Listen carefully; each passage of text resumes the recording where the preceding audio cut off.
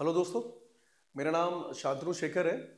आज मैं class 11th की एक बहुत ही इंपॉर्टेंट टॉपिक बर्नौलीज थ्योरम के बारे में डिस्कस करने जा रहा हूँ। वैसे देखा जाए तो ये थ्योरम हमारे सीबीएसई के एग्जाम में काफ़ी इंपॉर्टेंट है।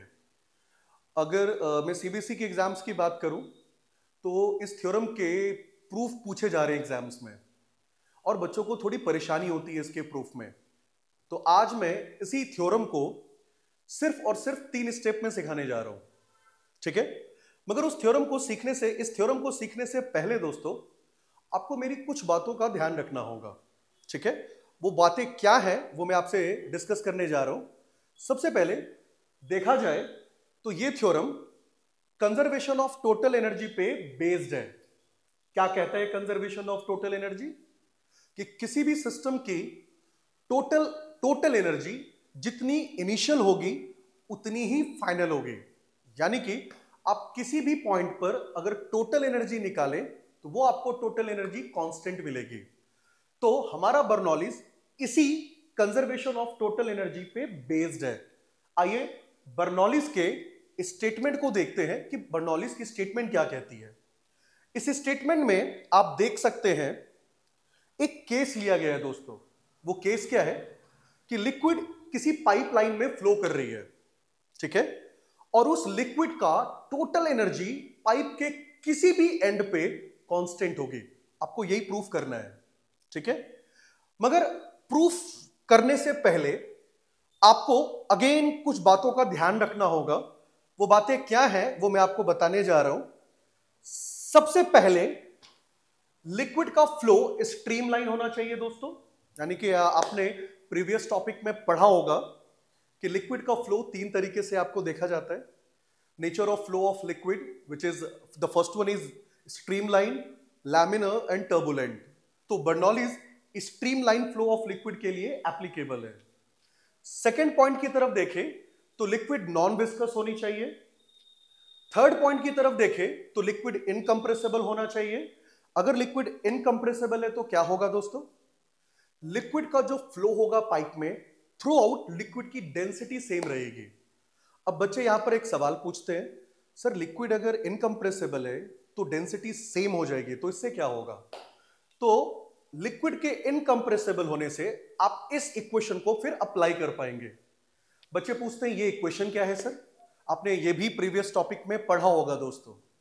इस इक्वेशन के अकॉर्डिंग किसी भी पाइपलाइन का rate of flow of liquid constant होता है।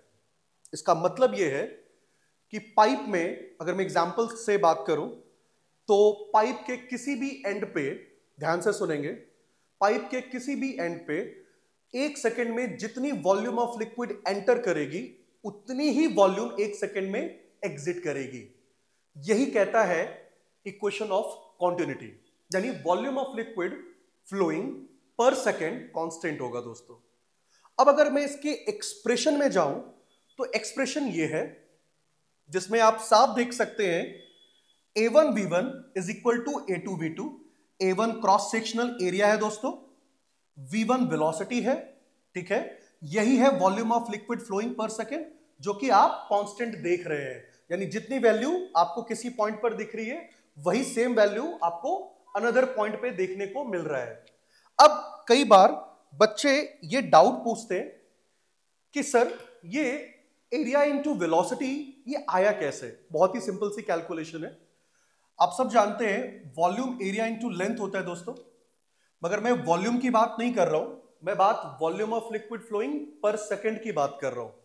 तो अगर मैं इसमें टाइम से डिवाइड करूं तो लेंथ बाय टाइम वेलोसिटी बन जाता है। और आप देख सकते हैं volume of liquid flowing per second का फॉर्मूला एरिया इनटू वेलोसिटी है। तो अब आई होप सो अब आपको दिक्कत नहीं हो रही होगी कि ये एरिया इनटू वेलोसिटी कहां से आया। अब आइए अगले स्टेप की तरफ देखते हैं जो काफी इंपॉर्टेंट है। इस स्टेप में देख सकते हैं क्रॉस सेक्शनल एरिया का रेशियो वेलोसिटी के रेशियो के बराबर है। अब अगर आप इसके अगले स्टेप में जाएं तो आपको साफ देखने को मिलता है कि अगर मैथमेटिकली देख सकते हैं अगर A1 A2 से बड़ा है, अगर A1 A2 से बड़ा है तो इसके सामने वाला टर्म V2 भी बड़ा होगा।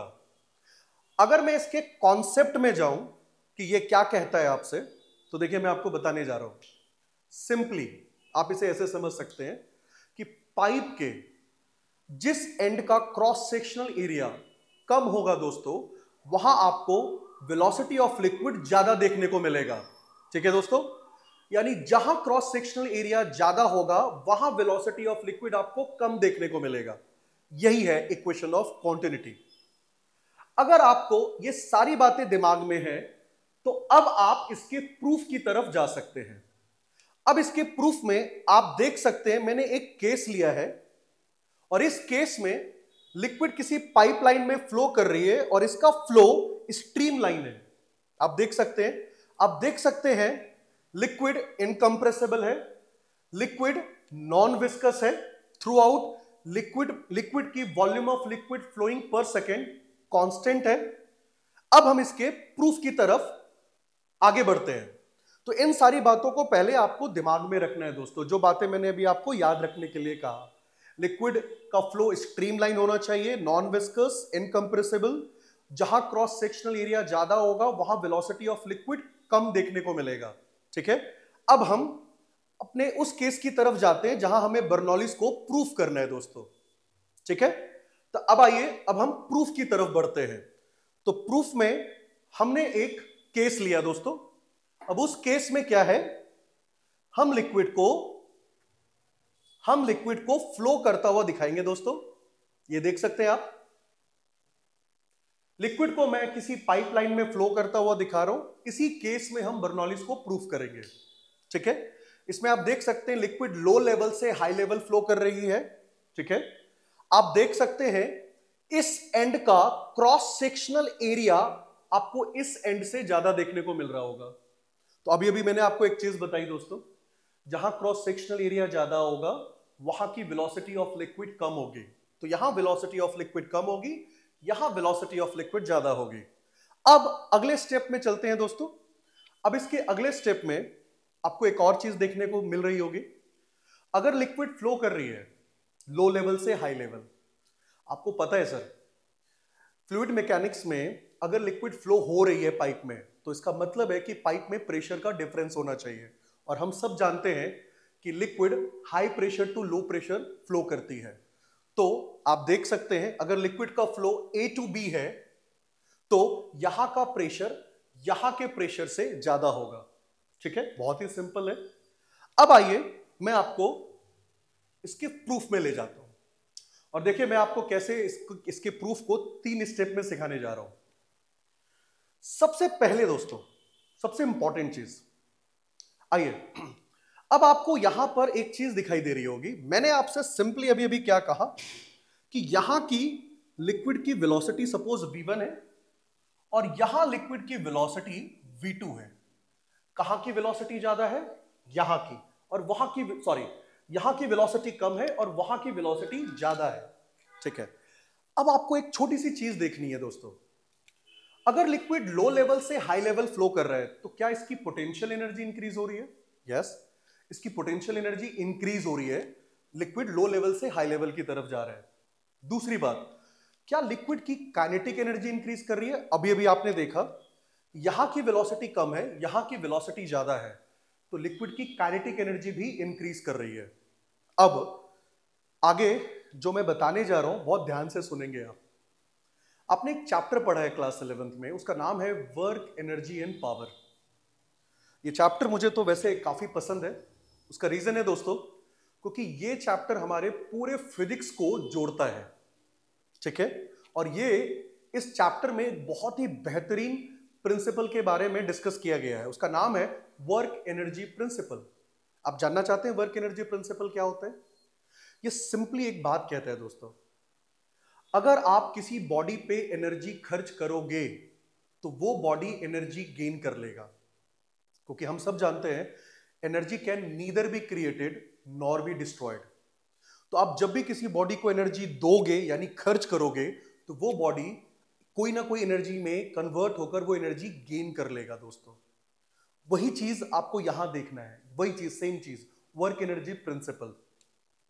अगर kinetic energy and potential energy increase हो रही है तो इसका मतलब है दोस्तों कि आपने वर्क डन किया है, यानी आपने एनर्जी खर्च की है, और जो एनर्जी आपने खर्च की है वो काइनेटिक और पोटेंशियल एनर्जी को इंक्रीज करा रही है।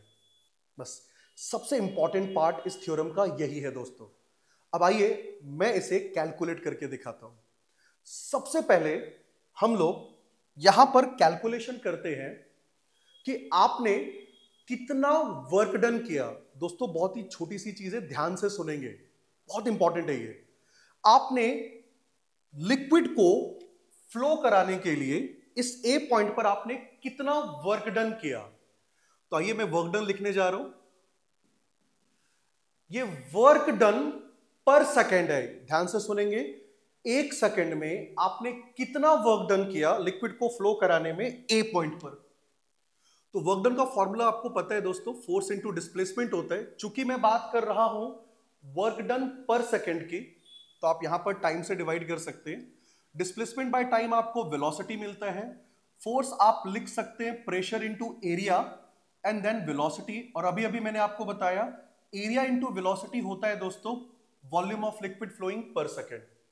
फिर से मैं आपको एक चीज बता दूं, आपने वर्क डन पर सेकेंड निकाला है, यानी आप ये कह रहे हैं एक सेकेंड में आपने कितनी एनर्जी खर्च की है ए पॉइंट पर। ठीक है, अब आपको दिख रहा है ए पॉइंट का प्रेशर आपके पास P1 है। आप यहां पर V1 नहीं लिख सकते क्योंकि volume of liquid flowing per second constant है। सिमिलरली अब आपको निकालना है इस एंड का वर्क डन, विच इज, अब मैं इसको डायरेक्ट यूज कर सकता हूं, which is P2 into V। ठीक है दोस्तों, अब आपसे एक सिंपल सी कैलकुलेशन करने के लिए बोलता हूं। अगर सपोज आपने यहां वर्क डन किया, सपोज आपने यहां पर वर्क डन किया दोस्तों 20 जूल पर सेकेंड, और आपका वर्क डन यहां पर आ रहा है 10 जूल पर सेकेंड। तो मैं अगर आपसे एक सवाल पूछूं, आपने एक सेकेंड में कितनी एनर्जी खर्च की लिक्विड को ए से बी फ्लो कराने में, तो आपका जवाब क्या होगा दोस्तों? ऑब्वियस सी बात है, आप कहेंगे 20 जूल पर सेकेंड माइनस 10 जूल पर सेकेंड विच इज 10 जूल पर सेकेंड। सिंपली यही आंसर होगा आपका दोस्तों। अब आपको यही काम इधर करना है। अगर मैं आपसे एक सवाल पूछूं कि आपने कितना वर्क डन पर सेकेंड किया लिक्विड को फ्लो कराने में ए से बी, तो आपका आंसर होगा, चूंकि यहां का वर्क डन बड़ा होगा दोस्तों, क्योंकि आपने बोला है pressure P1 is greater than P2, तो यहां का वर्क डन बड़ा होगा। तो आप बोल सकते हैं P1V माइनस P2V। ये निकल गया आपका दोस्तों कि आपने एक सेकेंड में इतनी एनर्जी खर्च की लिक्विड को ए से बी फ्लो कराने में।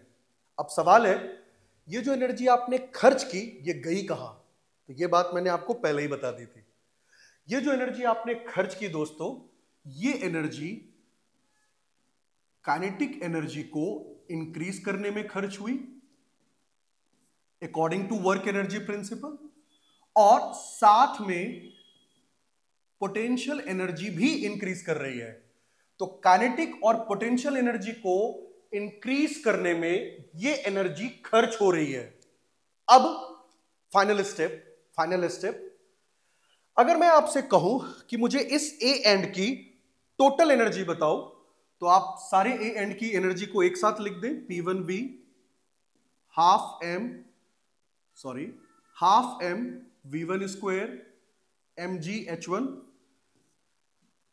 which is equal to P2V half m V2 square plus mgH2।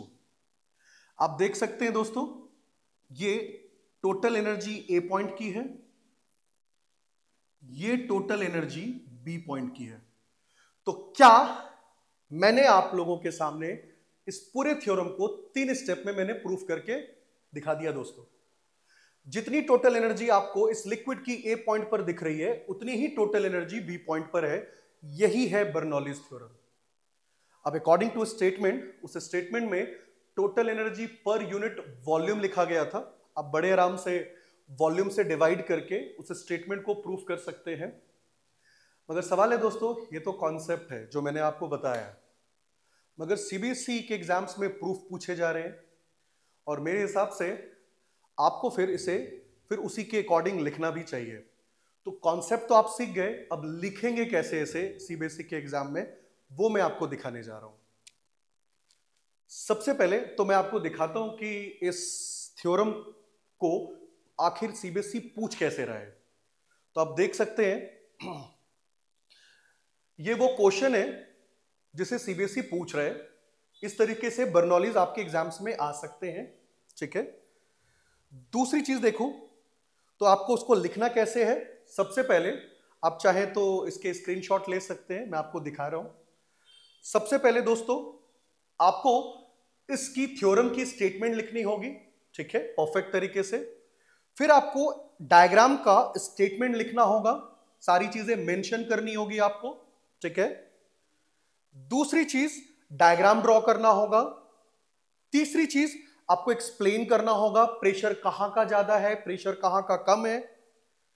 उसके बाद अभी अभी मैंने आपको बताया दोस्तों, इक्वेशन ऑफ कॉन्टिन्यूटी भी आपको दिखानी होगी। इससे मैं आपको दिखाना होगा वेलोसिटी ऑफ लिक्विड कहां ज्यादा है, कहां कम है। उसके बाद जो चीज मैंने आपको बताई वो चीज आपको एक्सप्लेन करनी है। आप देख सकते हैं, आप देख सकते हैं, आपको सबसे पहले मैंने यही वर्क डन निकाल के दिया था दोस्तों, ठीक है। ये वर्क डन ए सेक्शन का है, ये वर्क डन पर सेकेंड ये बी सेक्शन का है। फिर हमने नेट वर्क डन निकाला, नेट वर्क डन पर सेकेंड निकाला। इतनी एनर्जी आप खर्च कर रहे थे लिक्विड को फ्लो कराने के लिए ए से बी। अब ये एनर्जी जो खर्च हुई है वो पोटेंशियल एनर्जी इंक्रीज कर रही है, आप देख सकते हैं, ठीक है। अगेन काइनेटिक एनर्जी इंक्रीज हो रही है और लास्ट में आपने दिखा दिया कि इतनी टोटल एनर्जी आपने खर्च की थी जिससे काइनेटिक और पोटेंशियल एनर्जी इंक्रीज हुई। और मैंने आपको कहा था कि आप लास्ट में इस टोटल एनर्जी को वॉल्यूम से डिवाइड करेंगे तो अब आपका बर्नौलीज प्रूफ होता है दोस्तों। यहां पे आप चाहें तो इसका स्क्रीनशॉट ले सकते हैं दोस्तों, ठीक है। आप इसका स्क्रीनशॉट ले लें और याद रखिए दोस्तों एग्जाम में लिखना ऐसा ही है, ठीक है। अब देखा जाए तो बर्नौलीज थ्योरम को इतना इजीली प्रूफ करने के बाद अगले वीडियो में मैं आप लोगों के सामने एप्लीकेशन ऑफ बर्नौलीज थ्योरम के बारे में बात करूंगा। यह भी काफी इंपॉर्टेंट है दोस्तों, आपको बर्नौलीज थ्योरम की एप्लीकेशन भी समझनी होगी, वो थोड़ा कॉम्प्लिकेटेड है। तो अगले वीडियो में मैं आप लोगों के सामने बर्नौलीज थ्योरम के एप्लीकेशन के बारे में डिस्कस करने जा रहा हूं, ठीक है दोस्तों। फॉर फर्दर एनी क्वेरीज और असिस्टेंस आप मुझे इस नंबर पे कॉल या व्हाट्सएप कर सकते हैं, ठीक है। आज के लिए इतना ही दोस्तों, all the best, take care, bye bye.